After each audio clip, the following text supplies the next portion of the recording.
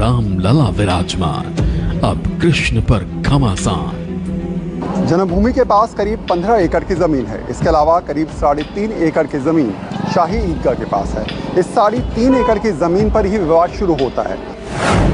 अदालत में अयोध्या का इंसाफ, अब कचहरी में मथुरा का हिसाब। मथुरा में विध्वंस का इतिहास शुरू होता है महमूद गजनवी से 1000 साल पहले। कोर्ट में श्री कृष्ण विराजमान, मथुरा में महाभारत का ऐलान। नहीं, विवाद कोई हुआ ही नहीं, बता रहा हूँ ना मैं। विवाद तो आज कल मैं पहली बार सुन रहा हूँ कि जमीन पे कोई विवाद है या इसको लेकर विवाद है। अयोध्या में हारा बाबर, मथुरा में औरंगजेब ओवर। उनका यह कथन तो बिल्कुल सही है कि जहाँ ईदगाह या मस्जिद बनी है वह स्थान मंदिर का भाग है।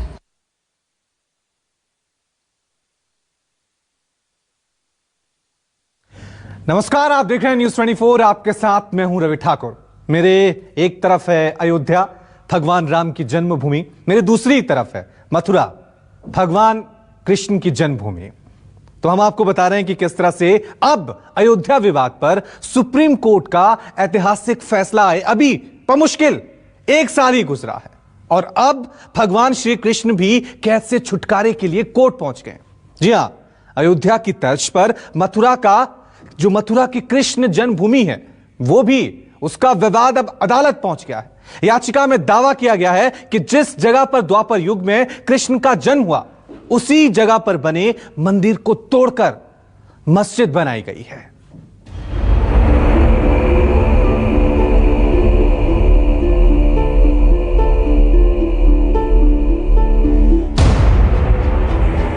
जन्मभूमि के पास करीब 15 एकड़ की ज़मीन है। इसके अलावा करीब 3.5 एकड़ की ज़मीन शाही ईदगाह के पास है। इस 3.5 एकड़ की ज़मीन पर ही विवाद शुरू होता है। हालांकि याचिका जो डाली गई है उसमें कहा गया है कि जो 3.5 एकड़ की ज़मीन है वो जन्मभूमि की है, जिस पर कहीं ना कहीं अवैध रूप से कब्जा किया गया है। मथुरा यानी कन्हैया की नगरी,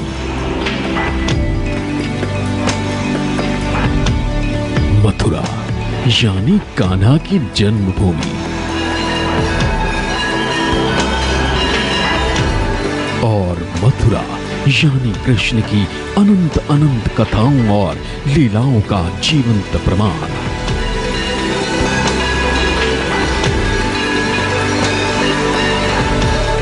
मथुरा के कण कण में बसते हैं कृष्ण, मगर आजकल कृष्ण की ये नगरी अयोध्या के राजा राम की राह पर बढ़ती दिख रही है।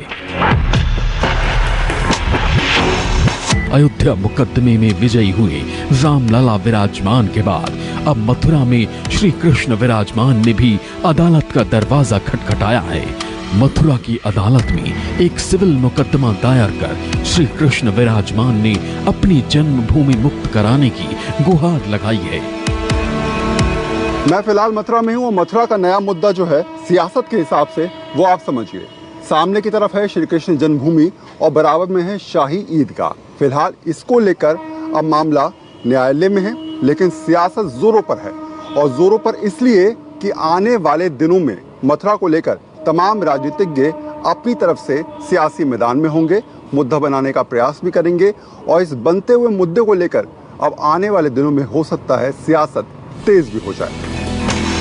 मथुरा का महाभारत भी मंदिर और मस्जिद के मालिकाना हक का ही है। याचिका में दावा किया गया है कि इस जमीन पर कृष्ण का मंदिर था, जिसके एक हिस्से को मुगल काल में तोड़ डाला गया और उस पर शाही ईदगाह मस्जिद बना दी गई। इसे इस तरह समझा जा सकता है कि मथुरा का पूरा विवाद करीब 18 एकड़ जमीन का है। इस जमीन को 2 अलग अलग हिस्सों में बांटा जा सकता है।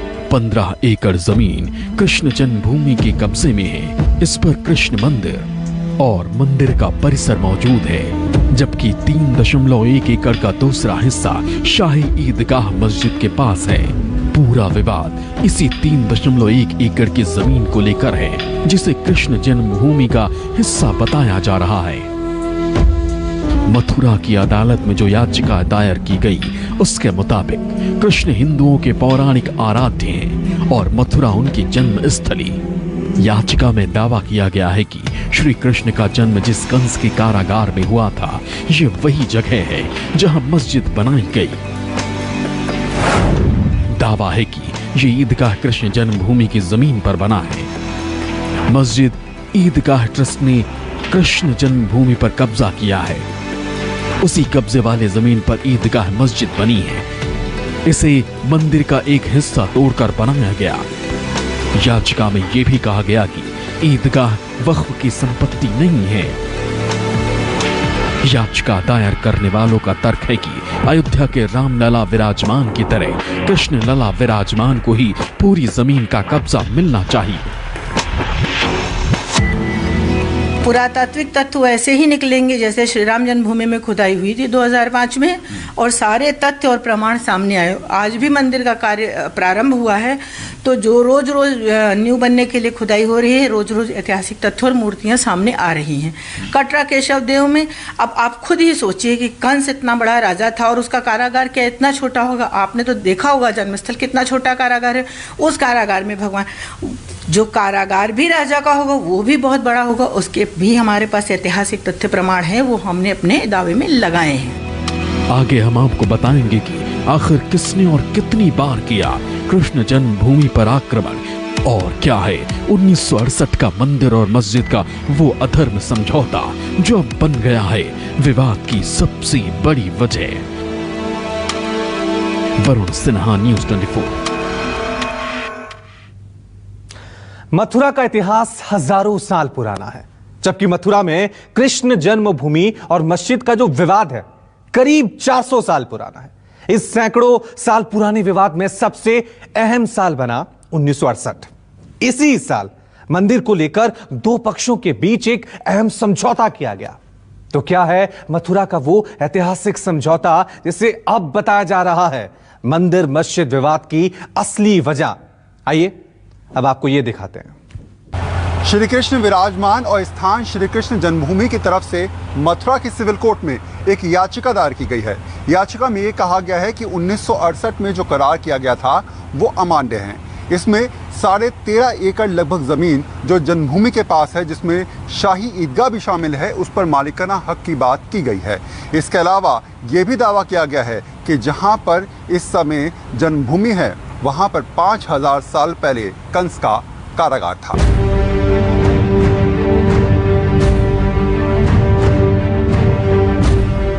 मथुरा के मंदिर मस्जिद विवाद का आधुनिक इतिहास आजादी की ठीक बाद शुरू होता है। 1951 में कृष्ण की जन्मस्थली पर भव्य मंदिर का आंदोलन शुरू हुआ। 1958 में कृष्ण जन्मस्थान सेवा संघ नाम की संस्था का गठन किया गया। 1964 में इसी संस्था ने पूरी जमीन पर मालिकाना हक के लिए सिविल केस दायर किया, लेकिन 1968 में मुस्लिम पक्ष के साथ इनका समझौता हो गया। इस समझौते के मुताबिक मुस्लिम पक्ष ने अपने कब्जे की कुछ जमीन छोड़ी, मंदिर पक्ष को भी अपने कब्जे की जमीन छोड़नी पड़ी। इसके बदले दोनों पक्षों को उनके परिसर के पास जमीन दे दी गई। इसके बाद मंदिर और मस्जिद की सीमा निर्धारित कर दी गई। मस्जिद का एंट्री गेट भी दूसरी तरफ से खोला गया। मस्जिद से पानी निकालने की व्यवस्था भी दूसरी दिशा में की गई। अब याचिकाकर्ताओं का कहना है कि मंदिर और मस्जिद पक्ष के बीच हुआ वो समझौता सही नहीं था। चाहे वो कोडिफाइड हिंदू लॉ हो, चाहे शास्त्र हो, चाहे और हिंदू धर्म ग्रंथ हो, और चाहे सुप्रीम कोर्ट हो, आप जब भी देखेंगे देवता की प्रॉपर्टी को कोई भी ना तो प्लेज कर सकता है, ना बेच सकता है, ना किसी के साथ समझौता कर सकता है, ना तो दे सकता है। देवोत्तर प्रॉपर्टी देवोत्तर ही होती है। 1951 में बने कृष्ण जन्मस्थान सेवा संघ अब बदलकर श्री कृष्ण जन्मस्थान सेवा संस्थान बन चुका है। नाम में बदलाव के साथ ही इस संस्था की सोच भी बदली है। संस्था के कार्यकारी अध्यक्ष का मानना है कि 1968 का समझौता बिल्कुल भी सही नहीं था। साथ ही ये श्री कृष्ण विराजमान की पूरी जमीन पर कब्जे की याचिका को भी सही करार देता है। पर उन्होंने लीगल प्रमाण नहीं, लीगल प्रमाण तो फाइल पर हैं। बात ये वो कितना सही है वैधिक रूप से, इसका अध्ययन करना पड़ेगा।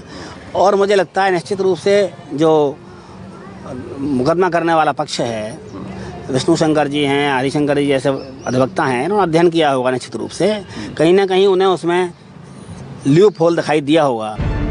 हिंदू पक्ष ताजा विवाद को लेकर भले ही लाख दलीलें दे, लेकिन मुस्लिम पक्ष को इसमें जरा सा भी विवाद नजर नहीं आता। शाही ईदगाह कमेटी के सचिव तनवीर अहमद का मानना है कि यहाँ जबरन विवाद पैदा करने की कोशिश की जा रही है। कि जिम्मेदार पदाधिकारी, शाही मस्जिद ईदगाह के जिम्मेदार पदाधिकारी 1968 में उन्होंने आपसी समझौता इसलिए किया था कि भविष्य में कोई विवाद ना हो। जैसे ईदगाह के परनाले उस तरफ पानी उधर जाता था, वो उधर मोड़ लिया गया, कोई इधर खाली जगह पड़ी थी उस पर आवाजाही बंद कर दी गई, तो ये एक बड़ा स्वार्थपूर्ण वातावरण में वो रजिस्टर्ड हुआ, रजिस्टर्ड डॉक्यूमेंट है वो। कुल मिलाकर मथुरा में अयोध्या विवाद की सालों पुरानी कहानी सिलसिलेवार तरीके से दोहराई जा रही है। आगे हम आपको दिखाएंगे कि किस सुल्तान ने किया मथुरा के कृष्ण जन्मभूमि पर आक्रमण और क्या है मथुरा के कृष्ण मंदिर का इतिहास।